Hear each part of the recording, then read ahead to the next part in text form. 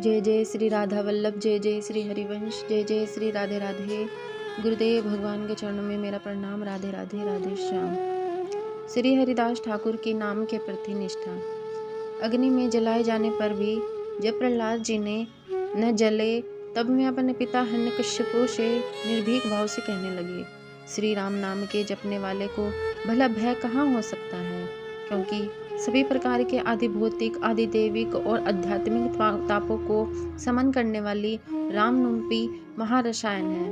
उसके पान करने वाले के पास भला ताप आ ही कैसे सकते हैं। हे पिताजी, प्रत्यक्ष के लिए प्रमाण क्या, आप देखते नहीं, मेरे शरीर के अंगों के समीप आते ही उष्ण स्वभाव की अग्नि भी जल के समान शीतल हो गई, अर्थात वह मेरे शरीर को जला ही नहीं सकी। राम नाम का ऐसा ही महात्म्य है।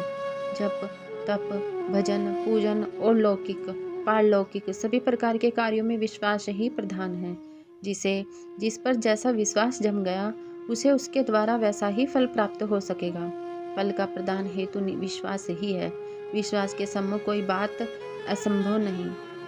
फुलिया ग्राम में एकांत में महात्मा हरिदास जी भगवान नाम का अहिर्निश करते हुए निवास करते थे। उस समय संपूर्ण देश में मुगलों का प्राबल्य था। विशेषकर बंगाल में तो मुसलमानी सत्ता और मुसलमानी धर्म का अत्यधिक जोर था। इस्लाम धर्म के विरुद्ध कोई चूक तक नहीं कर सकता था। स्थान स्थान पर इस्लाम धर्म के प्रचार के निमित्त काजी नियुक्त थे। वे जिसे भी इस्लाम धर्म के प्रचार में विघ्न समझते, उसे ही बादशाह से भारी दंड दिलाते, जिससे फिर किसी दूसरे को इस्लाम धर्म के प्रचार में रोड़ा अटकाने का साहस न हो। एक प्रकार से उस समय के कर्ता धर्ता तथा विधाता धर्म के ठेकेदार काजी ही थे। शासन सत्ता पर पूरा प्रभाव होने के कारण काजी उस समय के बादशाह ही समझे जाते थे। पुलिया के आसपास में गोराई नाम का एक काजी भी इसी नाम के लिए नियुक्त था। उसने जब हरिदास जी का इतना प्रभाव देखा, तब तो उसकी ईर्ष्या का ठिकाना नहीं रहा। वह सोचने लगा, हरिदास के इतने बड़े प्रभाव को यदि रोका न जाएगा तो इस्लाम धर्म को बड़ा भारी धक्का पहुंचेगा। हरिदास जाति का मुसलमान है, मुसलमान होकर वह हिंदुओं के धर्म का प्रचार करता है। दूसरे लोग भी इसको देखा देखी ऐसे ही काम करेंगे, इसलिए इसे दरबार से सजा दिलानी चाहिए। यह सोचकर गोराई काजी ने इनके विरुद्ध राज दरबार में अभियोग चलाया। राजा आज्ञा से हरिदास जी गिरफ्तार कर लिए गए और मुलुकपति के यहाँ इनका मुकदमा पेश हुआ। श्री हरिदास ठाकुर की प्रेम और भक्ति के विषय में पहले से ही श्रवणविल्य था, इसलिए आज श्री हरिदास ठाकुर के दर्शन प्राप्ति की संभावना से उन सबका हृदय आनंद से भर गया। परंतु साथ ही साथ श्री हरिदास को यवन बादशाह सजा देने के लिए पकड़ लाया है, ऐसे जानकर वे अत्यधिक दुखी भी हुए। वे जानते थे कि मुसलमान बादशाह क्रूर और भक्ति विद्वेषी है, अतः वह अवश्य ही श्री हरिदास जी जैसे परम भक्त को भीषण यातनाएं देगा। कैदियों ने कारागृह के रक्षकों से हाथ जोड़कर विनती की, अरे भाइयों, जब श्री हरिदास जी को सिपाही लोग बादशाह के पास ले जाएंगे तो कृपा पूर्वक हमें भी उनका दर्शन करने की अनुमति दे देना। रक्षकों ने उनकी प्रार्थना स्वीकार कर ली, अतः वे सभी लोग श्री हरिदास जी की उत्कंठापूर्वक प्रतीक्षा करने लगे। कुछ क्षण पश्चात ही श्री हरिदास जी सिपाहियों के साथ वहीं आ पहुँचे। कैदियों को देखकर श्री हरिदास जी को उन पर कृपा करने की इच्छा हो गई, अतः वे उन कैदियों के सामने खड़े हो गए थे। कैदियों ने श्रद्धापूर्वक उन्हें प्रणाम किया। प्रणाम करते ही सभी कैदियों के हृदय में कृष्ण भक्ति के विकार उत्पन्न हो आए। वे लोग आनंद से कीर्तन करने लगे। उनकी अवस्था देखकर कृपालु श्री हरिदास जी ने मुस्कुराकर गुप्त आशीर्वाद देते हुए कहा, अभी जैसी अब अवस्था में हो वैसी अवस्था में ही रहो। उनके आशीर्वाद का अर्थ न समझकर कैदी लोग दुखी हो गए तथा मन ही मन चिंतन करने लगे, ये तो बहुत ही निर्दयी व्यक्ति है। उन्हें दुखी देखकर तथा उनके मन की अवस्था समझकर श्री हरिदास जी उन्हें अपने गुप्त आशीर्वाद का अर्थ समझाते हुए कहा, मैंने तुम लोगों को जो आशीर्वाद दिया है उसका वास्तविक अर्थ नहीं जानने के कारण ही तुम लोग दुखी हो रहे हो। मैं कभी भी किसी को ऐसा आशीर्वाद नहीं देता जिससे किसी का मंगल हो। मैंने कहा, अभी जैसी अवस्था में हो वैसी ही अवस्था में रहो। इसका अर्थ यह है कि इस समय जैसे तुम सभी का मन श्री कृष्ण में है, सब समय वैसे ही रहो। इस समय तुम लोगों में किसी के प्रति हिंसा करने की और किसी को कष्ट पहुंचाने की वृत्ति नहीं है, अतएव तुम सभी कातर से कृष्ण कृष्ण कहकर उनका चिंतन करो।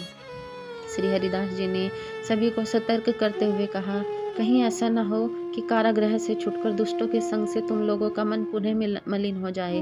ध्यान रखना कि जब तक जीवों की विषय भोग की चेष्टा प्रबल रहती है, तब तक उसको कृष्ण भजन की संभावना नहीं रहती। यह निरिचत जानो कि श्री कृष्ण विषय व्यक्ति से बहुत दूर है। सौभाग्य से ही किसी सुकृतिशालो व्यक्ति को साधु संग प्राप्त होता है, जिससे उसके उपदेशों को श्रवण कर तथा उसकी कृपा प्राप्त विषय का मन विषयों से हट जाता है तथा वह श्री कृष्ण भजन करना आरंभ कर देते हैं। अतः मेरे आशीर्वाद का उद्देश्य यह नहीं था कि तुम सदा के लिए कारागृह में ही पड़े रहो। मेरे कहने का उद्देश्य था कि तुम लोग सदैव विषयों का भूलकर हरि हरि बोलो। तुम्हें सदैव ऐसे साधुओं का संग प्राप्त हो जिनके संग से तुम सदैव कृष्णानुशीलन में निमग्न रहो। तुम लोग चिंता मत करो, 2-3 दिन में ही तुम सभी कारागृह से छूट जाएंगे। कैदियों पर कृपा करने के बाद श्री हरिदास ठाकुर बादशाह अथवा उस समय के मलूकपति के पास आ गए। मलूकपति इनके प्रभाव को और तेज को देखकर चकित रह गया। उसने इन्हें बैठने के लिए आसन दिया। हरिदास जी के बैठ जाने पर मलूकपति ने दया का भाव दर्शाते हुए अपने स्वाभाविक धार्मिक विश्वास के अनुसार कहा, भाई, तुम्हारा जन्म मुसलमान के घर हुआ है।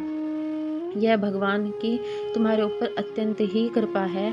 मुसलमान के घर जन्म लेकर भी तुम काफिरों के से आचरण क्यों करते हो? इससे तुमको मुक्ति नहीं मिलेगी।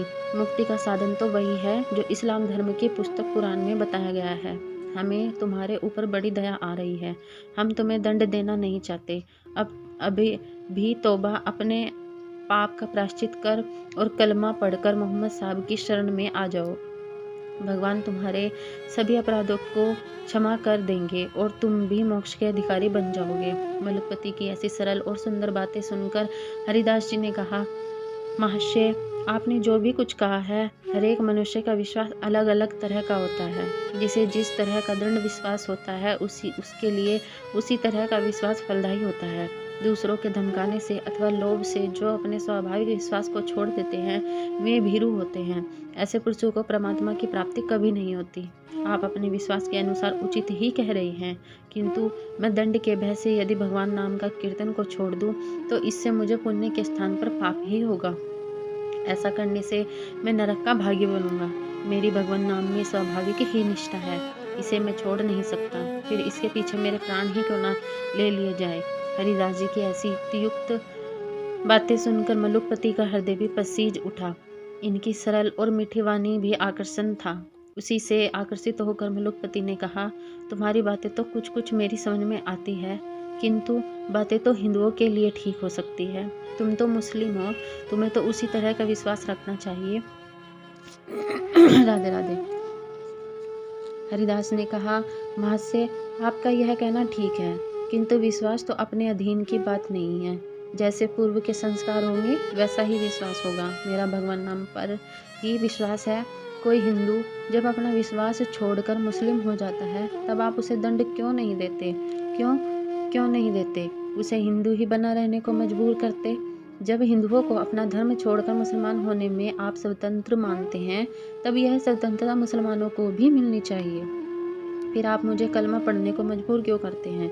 इनकी बात से समझदार न्यायाधीश चुप हो गया। जब गोराई काजी ने देखा कि यहाँ तो मामला ही बिल्कुल उल्टा हुआ जाता है, तब उसने जोरों के साथ कहा, हम ये सब बातें नहीं सुनना चाहते।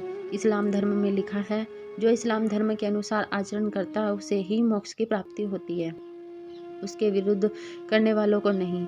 तुम कुफ्र, अधर्म करते हो। अधर्म करने वालों को दंड देना हमारा काम है। इसलिए तुम कलमा पढ़ना स्वीकार करते हो या दंड भोगना, दोनों में से एक को पसंद कर लो। बेचारा मलुकपति मजबूर था। इस्लाम धर्म के विरुद्ध वह भी कुछ नहीं कह सकता था। काजियों के विरुद्ध न्याय करने की उसकी हिम्मत नहीं थी। उसने भी गोराई काजी की बात का समर्थन करते हुए कहा, हाँ बताओ, तुम कलमा पढ़ने को राजी हो? राधे राधे। हरिदास जी ने निर्भीक भाव से कहा, महाशय, मुझे जो कहना था सो एक बार कह चुका। भारी से भारी दंड भी मुझे विचलित नहीं कर सकता। चाहे आप मेरी देह के टुकड़े टुकड़े करके फेंकवा दे, तो भी जब तक मेरे शरीर में प्राण है तब तक मैं हरिनाम को नहीं छोड़ सकता। आप जैसा चाहे वैसा दंड मुझे दे दें। हरिदास जी के ऐसे उत्तर को सुनकर मलुकपति किम कर्तव्य मूड हो गया। वह कुछ सोच ही न सका कि हरिदास को क्या दंड दे। वह जिज्ञासा के भाव से गोराई काजी के मुख की ओर देखने लगा। मलुकपति के भाव को समझकर गोराई काजी ने कहा, हुजूर, जरूर दंड देना चाहिए। यदि इसे दंड न दिया गया तो सभी मनमानी करने लगेंगे। मलुकपति ने कहा, मुझे तो कुछ सूझता नहीं, तुम ही बताओ इसे क्या दंड दिया जाए। गोराई काजी ने जोर देकर कहा, हुजूर, यह पहला ही मामला है। इसे ऐसा दंड देना चाहिए कि सबके कान खड़े हो जाएं। आगे किसी को ऐसा काम करने की हिम्मत ही न पड़े। इस्लाम धर्म के अनुसार तो इसकी सज़ा प्राण दंड ही है, किंतु सीधे साधे प्राण दंड देना ठीक नहीं। इसकी पीठ पर बैंत मारते हुए इसे 22 हजारों में होकर घुमाया जाए और बैंत मारते मारते ही इसके प्राण लिए जाए, तभी सब लोगों को आगे ऐसा करने की हिम्मत न होगी। मलुकपति ने विवश होकर यही आज्ञा लिख दी। बैंत मारने वाले नौकरों ने महात्मा हरिदास जी को बांध लिया और उनकी पीठ पर बैंत मारते हुए उन्हें बाजारों में घुमाने लगे। निरंतर बैंतों के आघात से हरिदास जी के सुकुमार शरीर की खाल उधड़ गई, पीठ में रक्त की धारा बहने लगी। निर्दयी जल्लाद उन घावों पर ही और भी बैंत मारते जाते थे, किंतु हरिदास जी के मुख से वही पूर्ववत हरि ध्वनि की ही हो रही थी। राधे राधे। उन्हें बेतों की वेदना प्रतीत ही नहीं होती थी।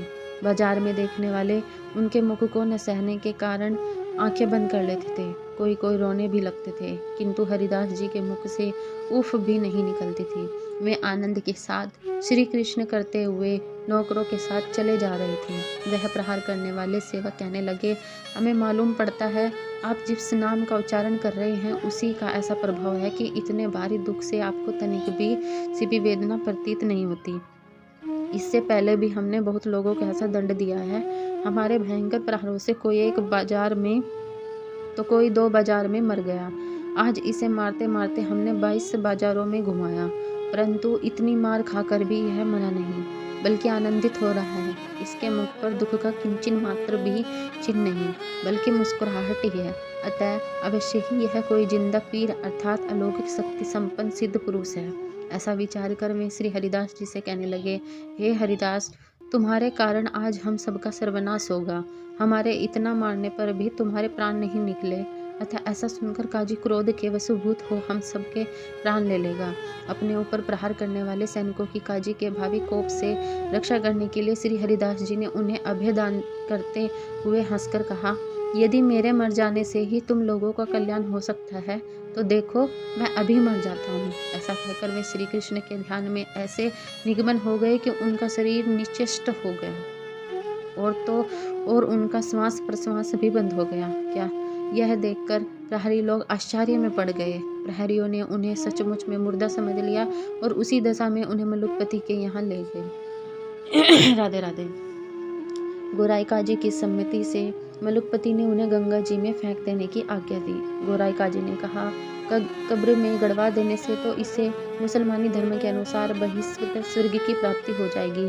इसने तो मुस्लिम धर्म छोड़ दिया था, इसलिए इसे वैसे ही गंगा में फेंक देना ठीक है। सेवकों ने मलुकपति की आज्ञा से हरिदास जी के शरीर को पतित पावनी श्री भागीरथी के प्रवाह में प्रवाहित कर दिया। माता के सुखद शीतल जल स्पर्श से हरिदास जी की चेतना हुई और वे प्रवाह में बहते बहते फूलिया के समीप घाट पर आ लगे। इनके दर्शन से फूलिया निवासी सभी लोगों को परम प्रसन्नता हुई। चारों ओर यह समाचार फैल गया कि गंगा में इनका शरीर फेंका गया था, परंतु फिर भी यह वापस आ गए। शरीर पर एक भी घाव की निशानी भी नहीं है। लोग हरिदास के दर्शन के लिए बड़े उत्सुकता से आने लगे।